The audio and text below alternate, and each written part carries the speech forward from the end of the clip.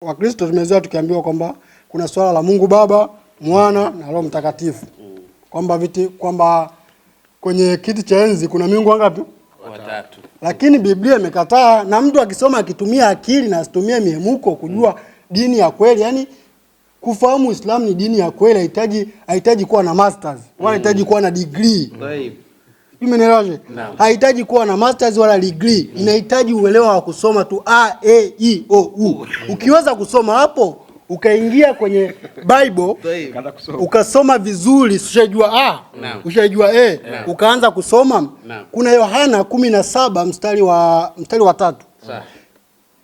Inasema kwamba kujua uzima wa milele ni kufahamu kuwa Mungu ni mmoja. Na aliyemtuma Yesu, na yani Yesu ni mtumwa wa Mungu kama wanavyosema Waislamu kwamba Nabii Isa ni nani? Mtume wa Mwenyezi Mungu. Sasa kati ya Wakristo na Waislamu wanayekubali kwamba Nabii Isa ni mtumwa wa Mungu ni nani? Waislamu. Kwa nani kafuata Biblia? Waislamu. Hivi hilo ni swali linahitaji degree. Linahitaji yani diploma. Ni kuhitaji kujua A, E, I, O, U.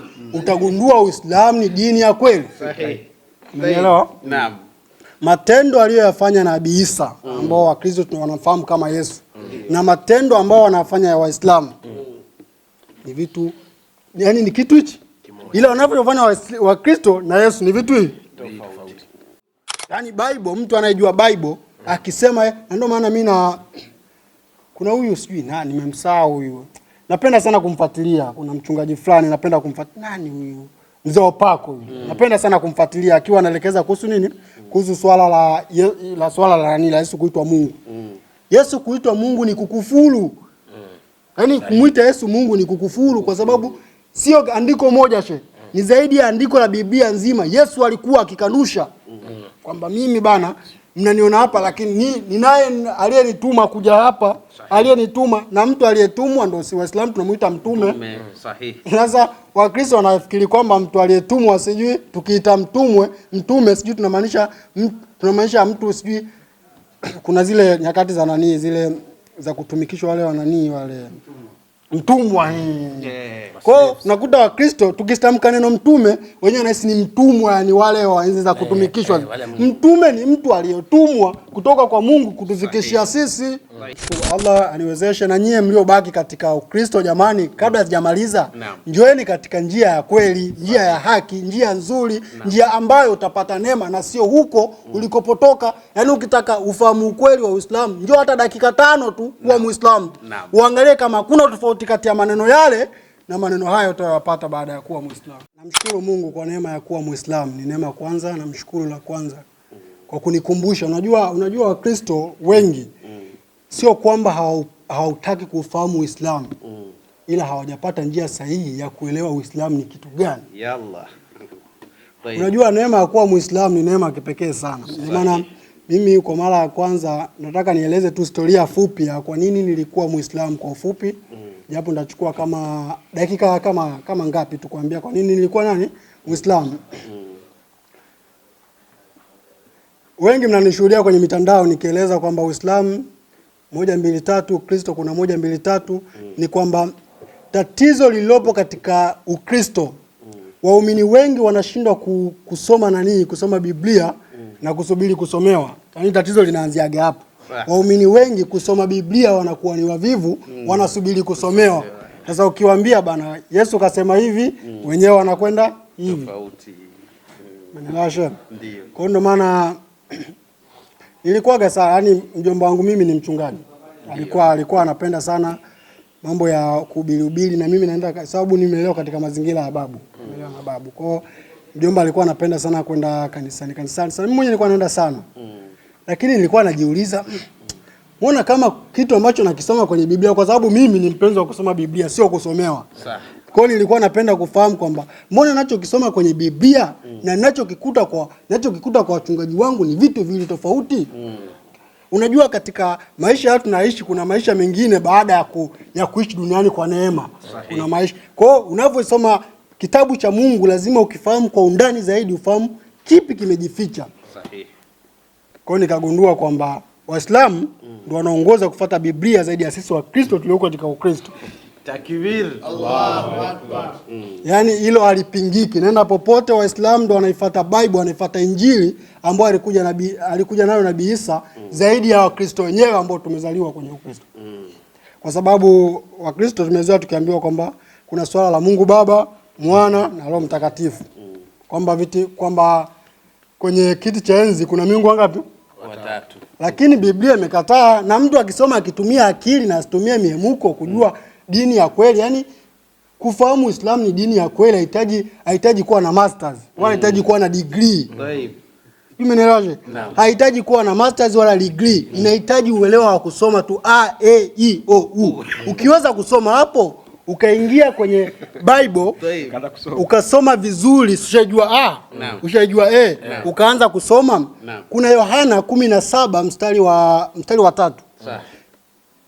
Inasema kwamba kujua uzima wa milele ni kufahamu kuwa Mungu ni mmoja. Na aliyemtuma Yesu, na yani Yesu ni mtumwa wa Mungu kama wanavyosema Waislamu kwamba Nabii Isa ni nani? Mtume wa Mwenyezi Mungu. Sasa kati ya Wakristo na Waislamu wanayekubali kwamba Nabii Isa ni mtumwa wa Mungu ni nani? Waislamu. Kwa nani kafuata Biblia? Waislamu. Hivi hilo ni swali linahitaji degree. Linahitaji yani diploma. Ni kuhitaji kujua A, E, I, O, U. Utagundua Uislamu ni dini ya kweli. Sahihi. Umeelewa? Naam.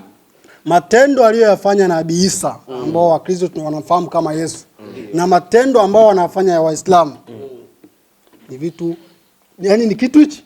Ila wanavyofanya Wakristo na Yesu ni vitu hivi tofauti.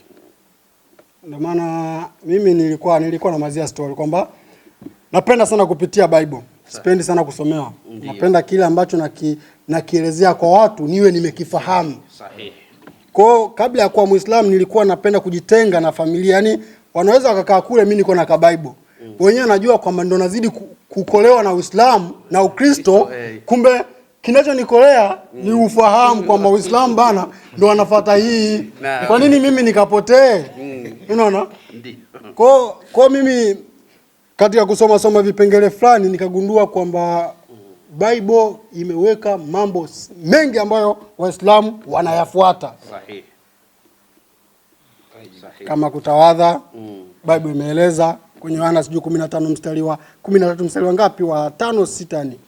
Imeeleza Bible. Kwenye kutawadha, kutia udhu kabla ya kufanya nani? Kwenye masuala ya kanzu Yesu hajavaa suti. Yaani kuna vitu ambavyo ukiviona kwenye Bible na maisha halisi ya Waislamu. Sawa. Leo tunaona Wakristo wanaingia kanisani na vimini. Uongo shehe? Kweli. Ila ukiniambia nielekeze hata Bikira Maria aliwahi kuonekana wapi na yaani amevaa kimini. Yaani acha kimini. Kimini tumeenda mbali kwa sababu enzi hizo vimini vilikuwa havipo. Basi tufanye kichwa wazi. Leo mtu akionekana mtu kavaa shungi anaonekana ni Muislamu. Sio tu Muislamu. Ile ni vazi kutoka kwa maagizo ya Mungu.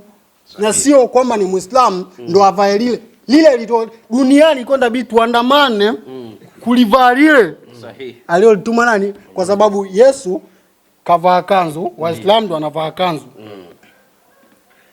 Bikira Maria na nani wakati wote ambao walikuwa wanatumikia dini, wote walikuwa wanavaa nini? Mavazi ya kustara.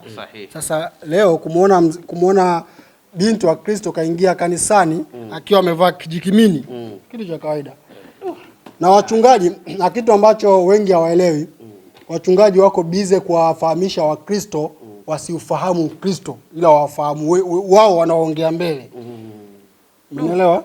Kwa wako bize kuambia bana, kwa sababu ukiangalia kwamba unajua wachungaji, tuache tu utani. Wachungaji wanapiga hela. Yaani hilo naomba tu mnisamee, ila naongea uhalisia kwamba wachungaji kanisani wanafanyaje? Wanapiga hela. Kwa kama unajipatia kipato kupitia ile njia, uwezi kumwambia mtu ukweli. Sahihi. Uwezi kumwambia bana ukweli ni huu. Lazima umkunje ili azidi kupotoka, aliyakuwa ukweli unaofahamu wewe. Na ndio maana wachungaji wengi wanaongoza kufahamu ukweli zaidi ya Kristo. Yaani wachungaji wengi wanaofahamu ukweli, na ndio maana kwenye swala la kusilimu wanaongozaga sana kusilimu wachungaji, kwa sababu wao ndio wanaongoza kufahamu ukweli zaidi ya wale. Wale sawa sawa Biblia. Wala wanasubiri mchungaji akae mbele, asimulie, apake mafuta, apake nini. awaambie tayari hapa umepata wokovu upate na mafuta shehe. Shehe ni mtihani, unaweza ukacheka ukahisi kwamba wokovu hauletwi kwa mafuta shehe.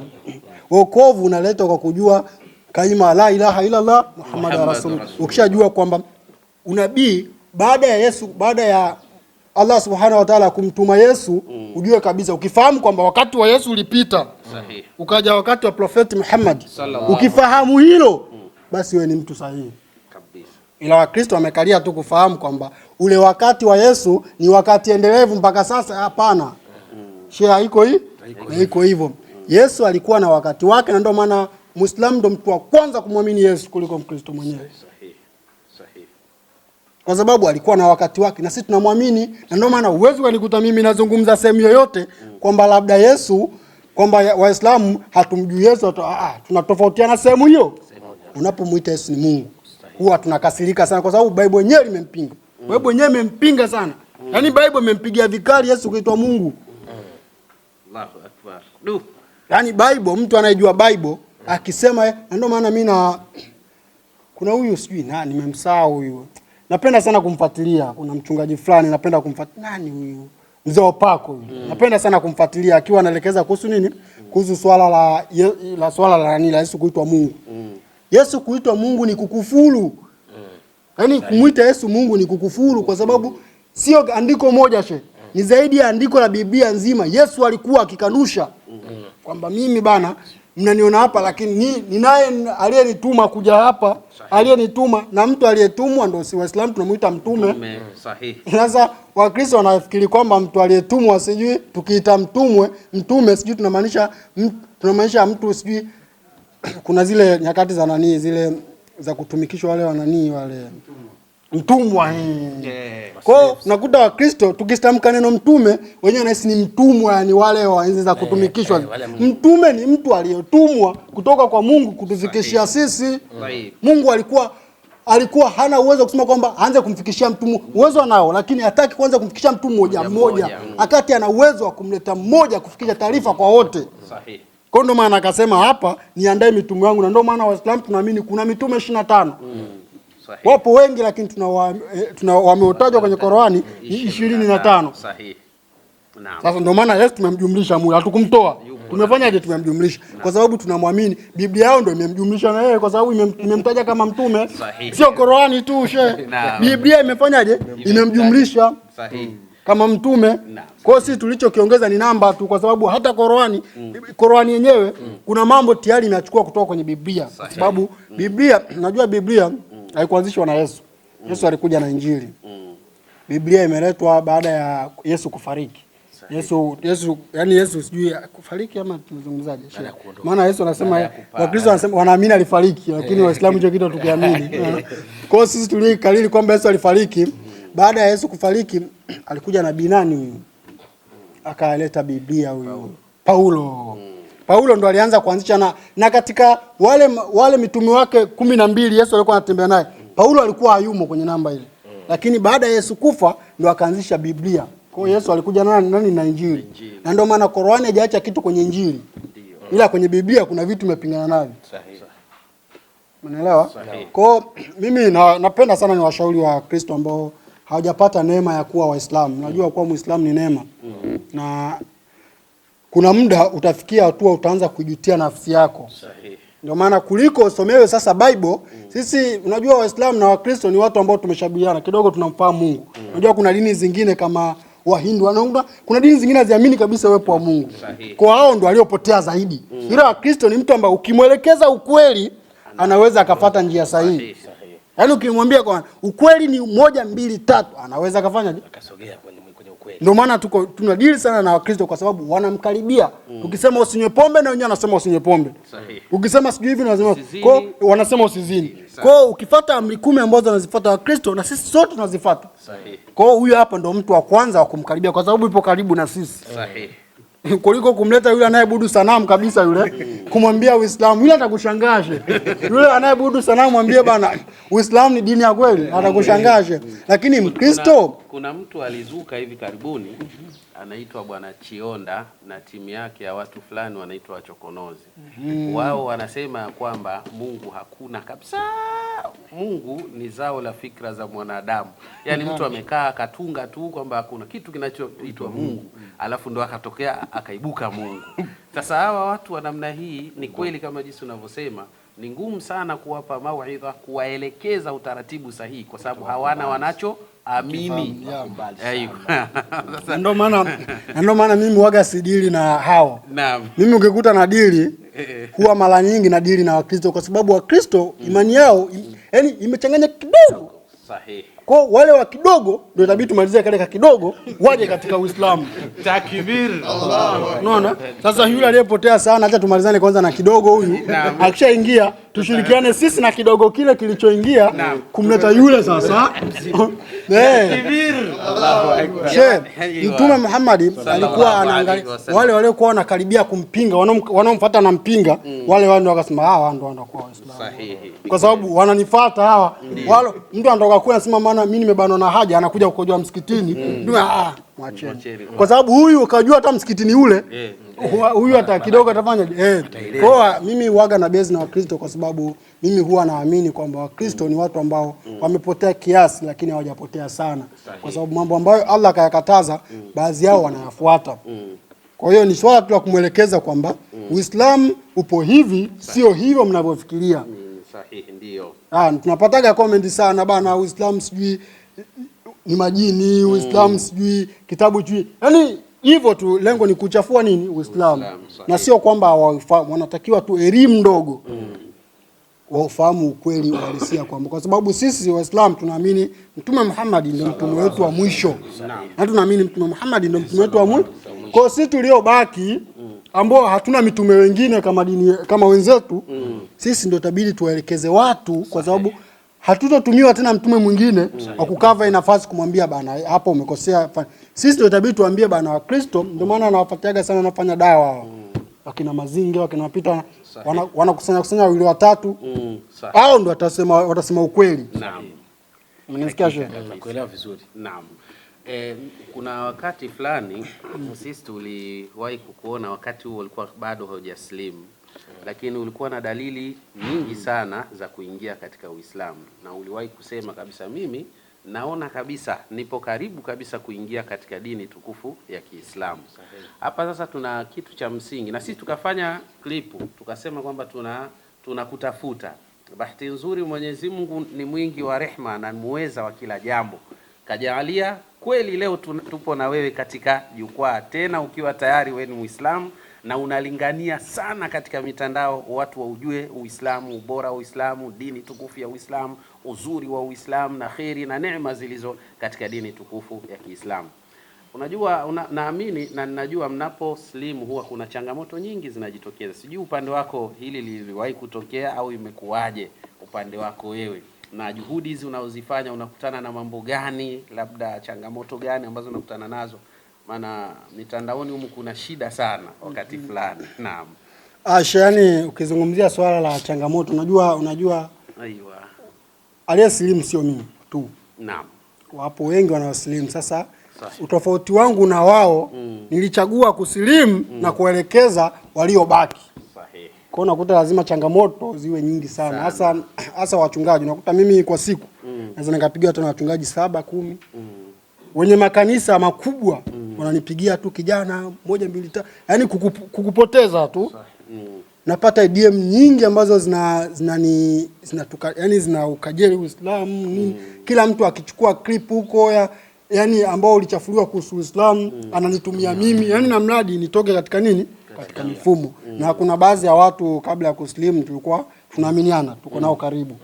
Baada ya mimi kuwa Muislamu lazima hao kama ni Wakristo wanarudi nyuma tayari. Huyu bana kapotea. Ila sisi tunajua katika kupigania dini, unajua mtume wetu Muhammad aliwahi kungoka meno kwa ajili ya kupigania neno la Allah lifike kwa watu. Kwa hiyo ukigundua sehemu fulani kuna ukweli, hao watu waliokutenga isiwe ni chachu ukatiza kuongea ukweli. Yaani hauwezi ukasema kwamba kuna changamoto ni nyingi. Yaani sheni nikisema ni eleze changamoto tunaweza kupiga wiki 2. Naam. Tukiwa tunazisoma changamoto ambazo nimekutana nazo baada ya kuwa Muislamu. Lakini najivunia tu kuwa na furaha kwa Uislamu. Sahihi kabisa. Inshallah. Basi tunakushukuru sana. Basi inshallah na mimi namshukuru Sheikh Yusuf Diwan. Yallah. Kwa kunifikisha hapa. Kwa kweli nilikuwa natamani siku moja niweze kuongea ukweli kuhusu swala hili. Lakini naweza kwamba nimetumia muda mchache, lakini tapata muda mzuri sana wa kuweza kuelekeza mambo mengi zaidi watu wafahamu ukweli. Inshallah. Namshukuru Allah aniwezeshe, na nyie mliobaki katika Ukristo jamani, kabla sijamaliza, njoeni katika njia ya kweli, njia ya haki, njia nzuri, njia ambayo utapata neema na sio huko ulikopotoka. Yaani ukitaka ufahamu ukweli wa Uislamu, njoo hata dakika 5 tu kuwa Muislamu. Uangalie kama kuna tofauti kati ya maneno yale na maneno hayo utayapata baada ya kuwa Muislamu. Inshallah. Shukran sana. Allahu akbar. Barakallahu.